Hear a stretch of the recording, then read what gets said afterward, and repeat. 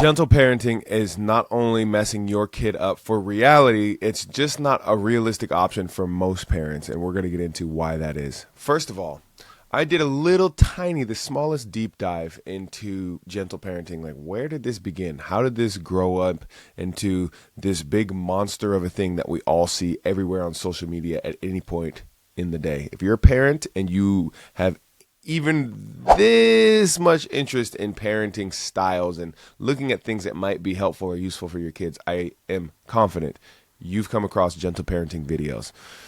Now, in this little bit of a dive into gentle parenting, I wanted to know a few things. When did this start? When did this catch momentum, and where did it start?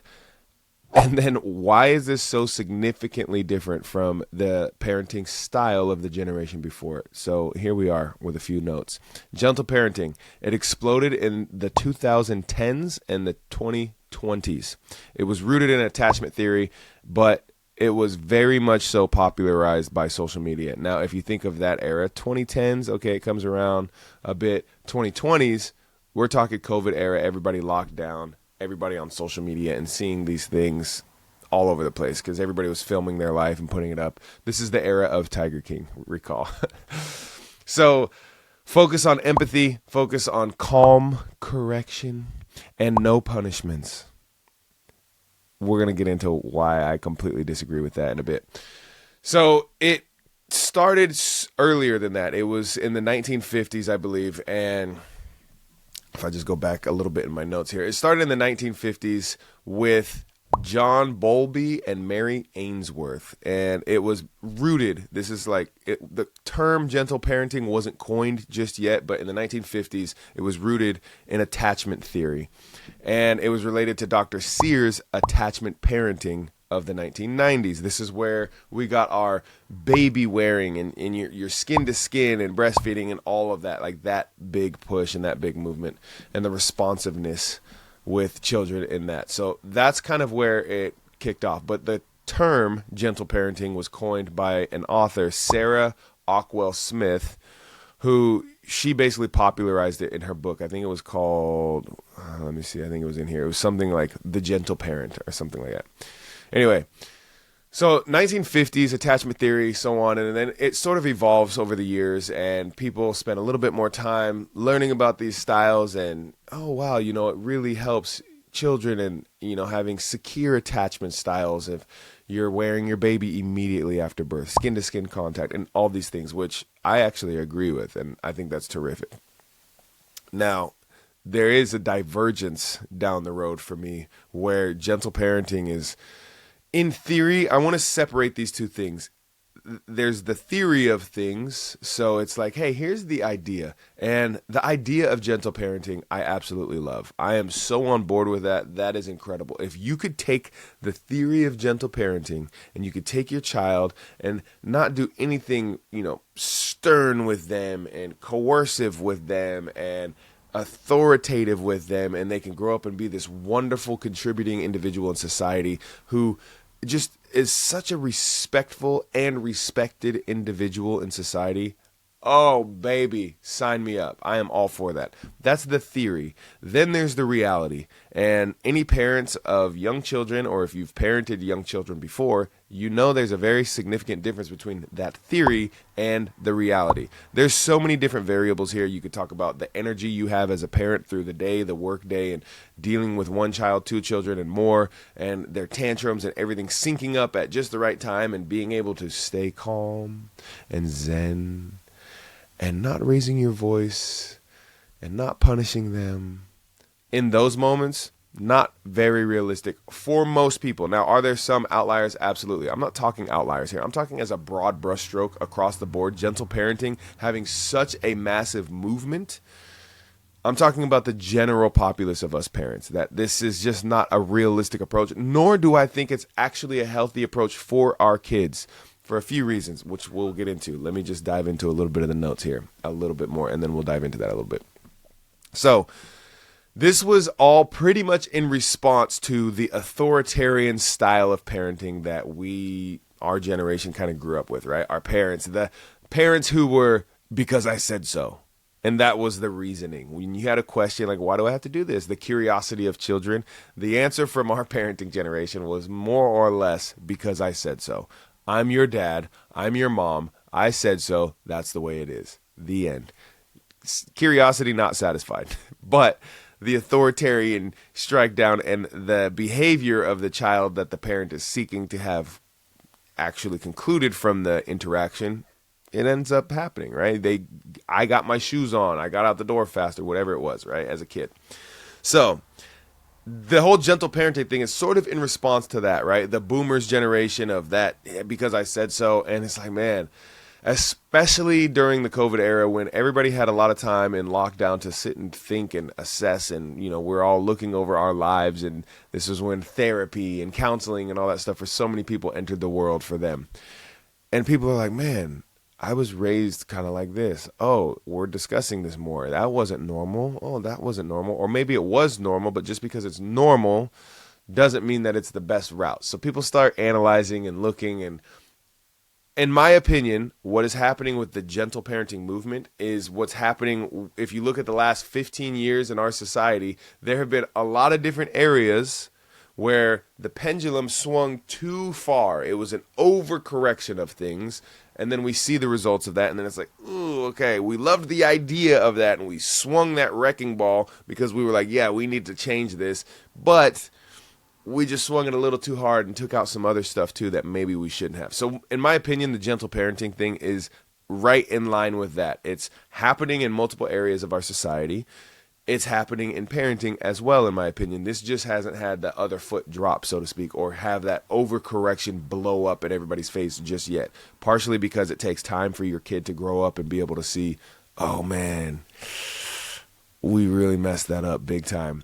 But also partially because there's so much other chaos going on in our society. So what I think is this is just an overcorrection, the gentle parenting thing, an overcorrection of things. And frankly, it's not the best route for us to go for most parents.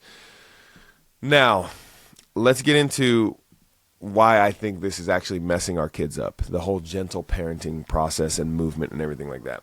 While gentle parenting, in theory, it is supposed to, I'm going to just take a few notes here. It's supposed to promote emotional intelligence and build strong bonds. The problem with this is that emotional intelligence, it's not just the positive side or the gentle side of emotions. Emotional intelligence, it also includes the negative emotions, the crazy emotions.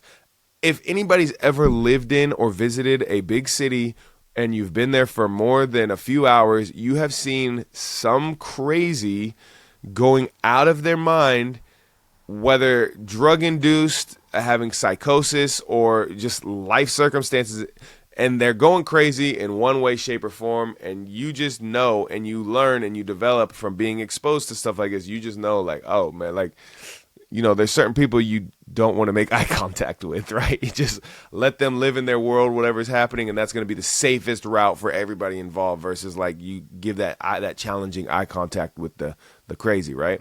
And then there's the other folks that you're like, you need to make sure you make eye contact with them because they are whether it's like they're a predator, they're out there, a criminal, they're looking for their next victim, and you making eye contact lets them know that you're not an easy target, whatever it is, right? These are different nuances of emotional intelligence as well, to be able to look at somebody and read them. So a quick historical note, when it comes to reading body language, when it comes to what types of people are the best at reading body language, historically, it's been children who were raised in homes with alcoholic parents. Now, women are typically, just a generalization, women are better at reading body language than men. Largely, women who have had children are much better at reading body language than men because they have to communicate and understand the needs of a baby that can't use words. So the body language and all this stuff, they just develop a much higher skill set of reading body language than men. But even just naturally, women tend to be better at that, especially because they communicate a lot more with each other typically than men do. Boys are, running around playing games and girls are sitting around talking, playing house. This is obviously a generalization, but you get the idea. Children in homes whose parents they had one or more alcoholic parents, they are the supreme body language readers, because if you've ever dealt with somebody who is drunk, you know that their behavior can be very sporadic. Their behavior could be insanely fast, moving, switching, changing. And so a kid having to navigate that, if you've ever been around a drunk adult, you're like, you have to sort through some wild shit of like, dude, are you okay? Are you going to fall down on me and like hurt me because you're such a large human being? Are you just going to snap and start yelling at me? All these things. So with this, children who have dealt with or been around alcoholic parents, they tend to be the best at reading body language. Now, that's not an enjoyable thing. It's a great skill set that you've developed, but it's not something that most people would pick. Like, yeah, I want to be raised in an alcoholic home so that way I can read body language really, really well. And my EQ score will be pretty high because I could just read people so much faster than other people because I had such heightened senses to it nonstop throughout my home. When drunk parent would come home, I have to be able to read right when they step through the door. Are they drunk? Is this angry mommy or happy mommy? Is this angry daddy or happy daddy? Like, which one do I have? And trying to read that quickly and then responding naturally. So it's not just the positive feelings, the warm butterflies and all that stuff that is EQ that contributes to your emotional intelligence. You also have to have the ugly bits of society that you are exposed to be able to say you have a high EQ, because it doesn't make a really effective individual who can only identify the positive things. You also want to be able to identify threats. You want to be able to identify where is the threshold for most people when something occurs. So how does this relate to gentle parenting and my qualms with gentle parenting? Well, for starters, the whole boundary setting in gentle parenting, not real. I mean, you set boundaries, but there's no real. I always refer to it as an escalation of force, right? Because everybody kind of knows that term from policing and, escalation of force. But in parenting, I operate the same way. And I think it's an important lesson for my kid to understand that if you poke me in the eye, I'm going to say, hey, please don't do that. And I'll start very gentle at the beginning, right? This kid's 3 years old, probably thinking it's playful, doesn't understand fully. Maybe he hasn't really dealt with being poked in the eye, or he's not making the connection of when I'm poked in the eye, it sucks. When somebody else is poked in the eye, that probably sucks for them. Hasn't made that connection yet, right? So we're not just going to go crazy on this little 3-year-old kid trying to figure out life and poking me in the eye. But I'm also not going to let him keep poking me in the eye and just sit there and, hey, can you please stop poking me in the eye, and go the gentle parenting route. I think it's really important to show our children how there is an escalation of force when you deal with other human beings. Not everybody is going to just sit and be calm and peaceful and allow you to run reckless around the world and do whatever you want with the world and not have consequences for you. This is also part of the reason why my 3-year-old does jujitsu. I mean, he does it because he enjoys it, and it's kind of like recess play for him. But there's also bits in there where he's getting thrown around by people, and that inoculation, that exposure to this is letting him know, like, hey, this is a possibility. When you just got thrown by that kid and you guys were playing because this is just jiu-jitsu class, he's becoming aware that somebody could actually throw him in real life if they just decided to, right? And then the same is true in the reverse. If he just decided to, he could just throw somebody as well. So there's a lot of, obviously, for those that do jiu-jitsu, I understand it's not throwing and all this stuff, but I'm broad brushstrokes here. Just roll with me. So that exposure to him is important because there is an escalation of things. So when he pokes me in the eye and I say, hey, buddy, please don't poke me in the eye. That hurts. And then he pokes me in the eye again, I'm not going to respond at the same level. I need to show him the escalation of force because that's how the world operates. Isn't it true that when you deal with somebody in any point of society, you go to the grocery store, or you're at a gas station, or you're driving, or whatever it is, in the office, wherever you work, something happens, somebody does something that's not appropriate or it's really bad, and maybe you start off calm and polite and respectful, but if they keep doing it, you're not going to keep the same level of calm, respect, and politeness. it's going to get escalated, right? Whether that escalation looks like, hey, I reported you to HR, or hey, I just punched you out in the middle of our floor, the sales floor at work, whatever it is. There's escalations, and this is just human psychology. This is human behavior. So it's important for us as parents to actually expose our kids to this in a healthy, safe environment. If they can deal with the escalation of force with us in a safe, controlled environment, then they can learn the skill set that somebody else who might be raised in an alcoholic home has to learn the hard way in a not safe environment, or they learn it out in the streets or out in real life or out at school or wherever, and they learn it in a non-safe environment, and it's the consequences of it are much higher than just me raising my voice or sending them to timeout or doing whatever it is. Like, you got to go take a body break. I don't allow kids who are poking people in the eye to be out here and play with other people because they are not being safe with their bodies. I don't allow that. And putting in not those safe boundaries and stuff, but putting in that authority. And sometimes that comes in the form of me raising my voice to get that attention, to let you know you have crossed yet another line. Gentle parenting doesn't make room for that. It doesn't build that in. So how are you going to learn as a kid that the world operates in such a way that you can piss somebody off so much so that they will not only get loud with you, but get physical with you or destroy your property or all these things? I'm not saying go and destroy your kid's property or get physical with them in that way. What I'm saying is use a healthy level of escalation of force when you're parenting, not this gentle parenting stuff that's just like, hey, buddy, I see you're mad, and I can tell because you just keyed mommy's Porsche. And I see you have a hammer, and it looks like you want to hit those windows out next. Is that what you want to do? You want to bust mommy's windows on her brand new Porsche? Is that? I see, buddy. Yeah, it looks like you really want. No, not for me. Anyway, you do what you want to do with your kids, and I think every kid is different. Some kids are going to respond much better to this sort of thing than others. I don't think there's any one size fits all thing. That's also another qualm I have with the gentle parenting bit, is it doesn't really make room for the kids who don't really respond so well to that. Some kids are going to respond incredibly well. Your empaths and so on, they're going to respond to gentle parenting like, wow, that really works on me. And other kids are going to be like, nice try, sucker. I'm crazy. And I'm sure we've all had our experience with those kids, or we have those kids. All right, let me see. Let me make sure we're on track here. Yes, I already covered. Pendulum swung too far. I think that softness is way, way overvalued right now. Not that it's not a valuable thing to have. I am so for being soft and loving and caring and connected with your kid, 100%. But I think that it's overvalued right now. So if softness is at a real value of 80, let's say, 80 points, I'm just thinking like in terms of stock, $80.